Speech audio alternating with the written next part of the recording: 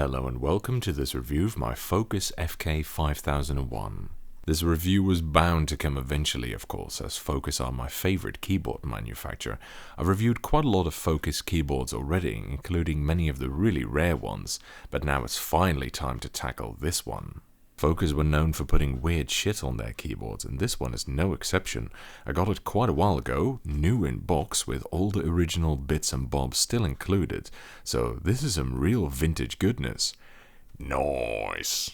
Included are the instruction booklets, or the Potent Keyboard Operator's Manual, as they call it, a feature sheet that shows all the things the keyboard can do, and a small brochure that has all the first generation models in it, including the Unicorn FK-5001 model, and the European models, the FK-2002, 3002, and apparently there was even an FK-1002, God knows how rare that thing must be.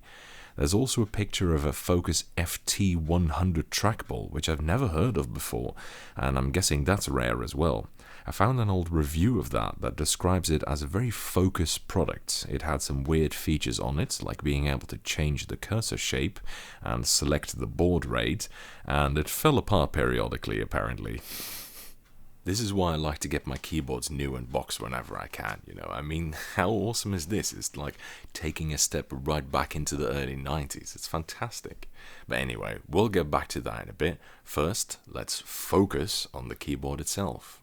The FK-5001, together with its successor, the FK-9000, is one of the most well-known models of a Battlecruiser keyboard, which is a keyboard bigger than a full-size but smaller than a battleship. That said, most Battlecruisers actually have more buttons than battleships do. This one has 130 compared to the battleship's 122. The reason for this proverbial buttload of buttons is that it comes with aforementioned crazy features, including a star nav of 8 keys with diagonal arrow keys and a turbo key in the middle, 2 sets of F keys, and a bunch of extra keys for use with a built-in calculator.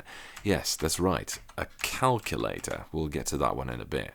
The diagonal arrow keys are cool looking but pretty useless in my opinion. Of all the features on this board, I like this one the least. I'd much prefer a normal inverse T-shape nav personally. They don't send special diagonal commands or anything, they just send scan codes for 2 arrows at once. And just with the later FK-9000, it always makes the left or right arrow keys hang, as you can see on this keyboard diagnostic tool that shows you the inputs. Red means it's being pressed right now. Now, this doesn't actually show all that much in practice. For example, if I press this, it's not going to make my cursor go left indefinitely, but it will cancel the next press of the left key, as it will only send a break code, not a make one. At the top is a repositionable bank to hold these little cards.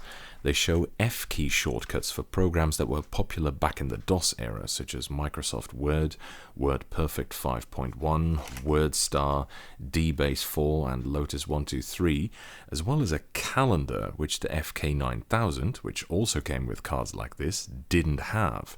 Instead, the FK-9000 came with a card like this that allowed you to put your own F key shortcuts onto. The cards are color-coded as well to work with the modifiers. As you can see, the control keycaps are red, shift is green, and alt is blue, and this corresponds to the shortcut on the cards. For example, in Microsoft Word, F1 would have been next window, shift plus F1 would have been undo, control plus F1 zoom window, and alt plus F1 set tab. There being 2 different sets of F keys is a bit stranger. They have led to the very common misconception that this is a programmable keyboard, under the assumption that this set of keys is programmable. Now, the reason for this misunderstanding is easy to see. Its nearly identical successor, the FK-9000, is programmable through this bank of programmable function, or PF keys, on the left.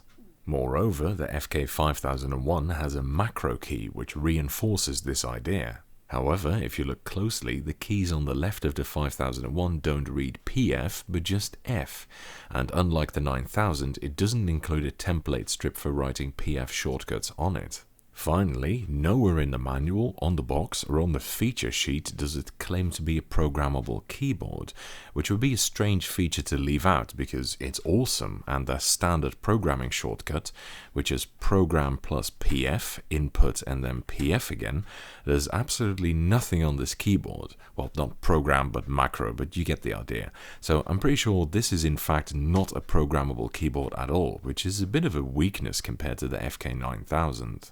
Some other keyboards also have such a seemingly non-functional macro key too, such as some BTC53 series keyboards, as well as the Focus FK-2000 Plus, both of which are also not programmable.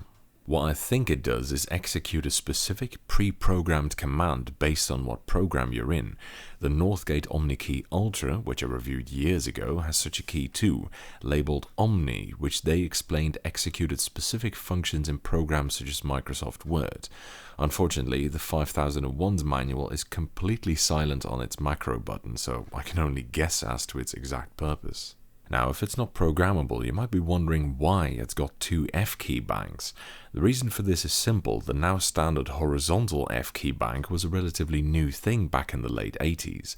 Before that, many people were used to the F keys being on the left as per the IBM XT and AT layouts, which is also why they put F11 and F12 at the top rather than on the bottom. Focus's solution, as were some other companies' solution, was to provide both sets of F keys. Now, they did group the top side F keys in sets of 3, which is a real mindfuck. I have no idea why they did that.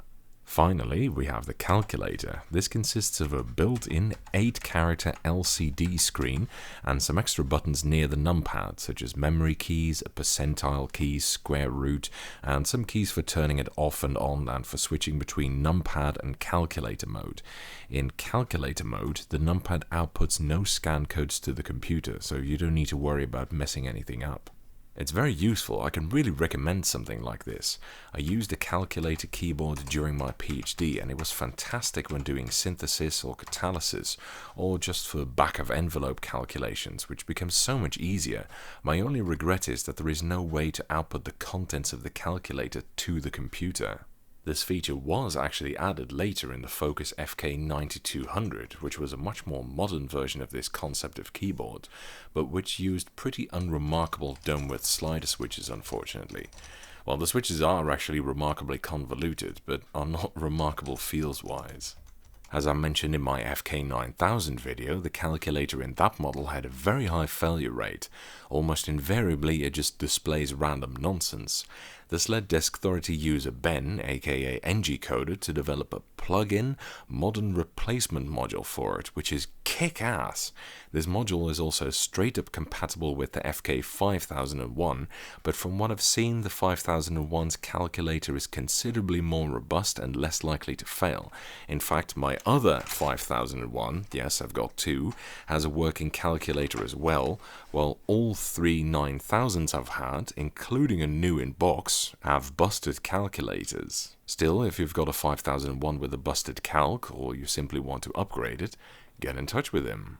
Other differences with the 9000 include the logo plate. The 9000 is badged KeyPro, which was their marketing name for it, while the 5001 uses the older removable style logo plate, the use of a Locklight bank rather than lights integrated into the keys, and 5 keys at the top of the calculator rather than 4, well, usually at least.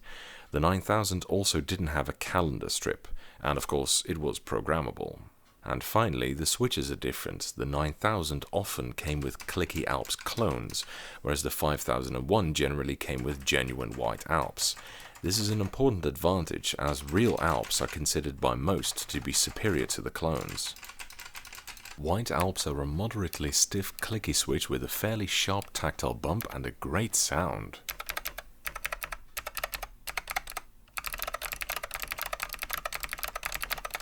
They're nice switches, they're classic really, a bit like buckling springs. They're not light, but they're a joy to use in my opinion, especially if you can find them in mint condition, like this one. The keycaps are Focus's trademark thin ABS double shots. They may seem fragile, but they come with a very nice font in my opinion, and they're pretty good for sound. Nice. The build quality, as per usual with Focus keyboards, is a little bit less impressive, unfortunately. It comes with a steel mounting plate, but the case is fairly thin and somewhat floppy, and is held together by a bunch of awful plastic clips, which are tighter than a squatting enthusiast's arse. So opening one of these up without snapping the clips off is an exercise in extreme patience and care. It weighs a respectable amount, a bit over 1.6 kilos, but this doesn't translate into good build quality, unfortunately. It's also fairly enormous. Now, this might not be a huge surprise when you consider that the thing has 130 keys on it, but it's 53 centimeters wide. Or, for the Imperial folk among you, here's a normal to Imperial conversion ribbon. There you go. However, it's not quite as deep as you might expect. They went with comparatively small bezels on this compared to many other keyboards from the time, which is nice because it doesn't push the keyboards forward as much. Now, you'll note that the styling is different from other first-generation Focus keyboards, such as the 1001, 2001, and 3001. It lacks the characteristic ridges at the top. Instead, it uses the revised case style of the second generation FK-5000, 7000, 8000, and 9000. The reason for this is that it's a latecomer to the first generation. Its FCC ID was filed about 2 years after that of the 2001, which was the first in the series. The 2000 Plus, which was filed only a week earlier than the 9000, did still use the older styling, but it was obviously supposed to be visually similar to the 2001, which did have the ridges. I have to say, like pretty much all Focus keyboards, it's one hell of a looker in my opinion. It also comes with Focus's trademark layout trait, a big-ass enter with full-size backspace and split right shift to make room for the backslash key. However, they didn't stabilize the shift, which at 1.75 units is a little bit too wide to leave unstabilized. It's fine if you press it on the left side, no problems at all, but it doesn't like it when you press it on the right side, so it binds pretty heavily. Now, binding is not generally a problem with Alps switches, but this one is rather fidgety. It comes with a fairly standard but nice coiled cable which has some white marks on it from where it melted into the box's polystyrene. I'm assuming that's because of the plasticizers. That's a well-known phenomenon. It's got a 5-pin DIN connector and it's AT-XT switchable through a bank of 2 dip switches which is hidden under the logo plate, which can be removed like this. Overall, it's a very nice keyboard indeed. I really like this thing. The switches are great. It's a very good looking model in my opinion, like most Focus keyboards.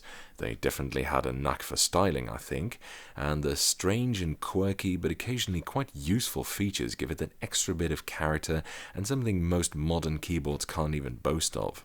I'd say the FK-9000 programmable function keys are really a massive benefit as well, so that's probably still the better model of the two, especially if you can get one with a genuine Alps and one of the replacement calculators, but the 5001 remains a great keyboard, I'd say. That's it for this review. Thank you for watching. I hope you enjoyed it, and following is a typing demonstration of me typing on this keyboard.